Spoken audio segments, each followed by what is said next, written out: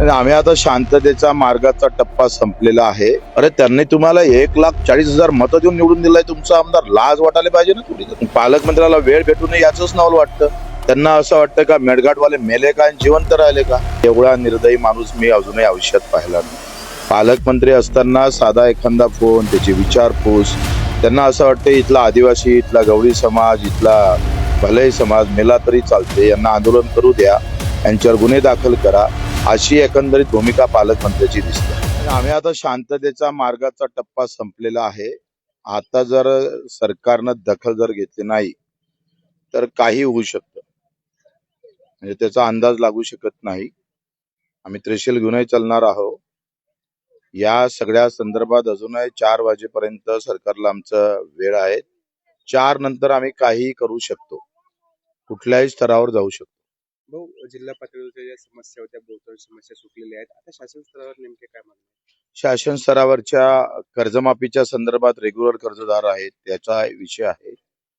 दुसरा पेरणी ते कापणीपर्यंतचा विषय आहे. खास करून मेळघाटमध्ये जर त्याची सुरुवात केली तर प्रचंड ताकद मेळघाटातल्या लोकांना तिथे भेटेल. त्यांचं आर्थिक उत्पन्न वाढण्याची ताकद त्या मागे आहे.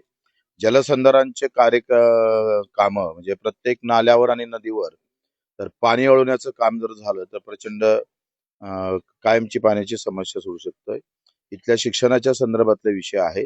चुरणीच्या ग्रामीण रुग्णालयाच्या संदर्भातला विषय आहे. त्याचं अपडेट म्हणजे शनिवर्धित करणं गरजेचं आहे.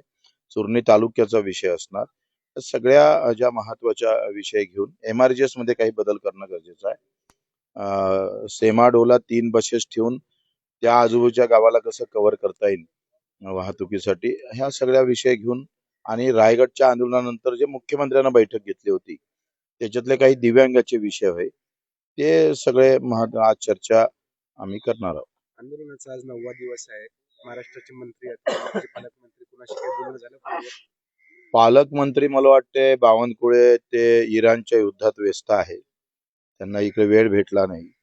मला असं वाटतं का एवढा निर्दयी माणूस मी अजूनही आयुष्यात पाहिला नाही. पालकमंत्री असताना साधा एखादा फोन, त्याची विचारपूस, त्यांना असं वाटतं इथला आदिवासी, इथला गवळी समाज, इथला भलई समाज मेला तरी चालते, यांना आंदोलन करू द्या, यांच्यावर गुन्हे दाखल करा, अशी एकंदरीत भूमिका पालकमंत्र्याची दिसते.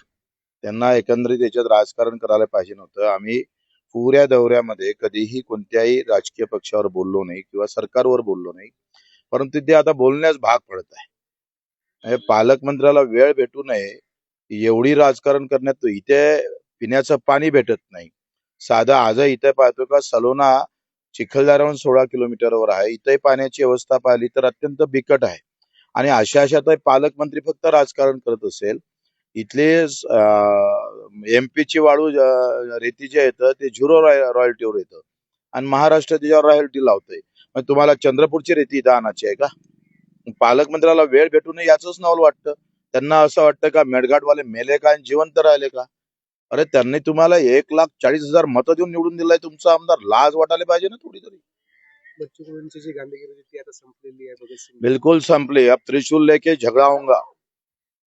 अशाच नवनवीन अपडेट्ससाठी डिजिटल कोल्हापूर चॅनेलला सबस्क्राईब करायला विसरू नका.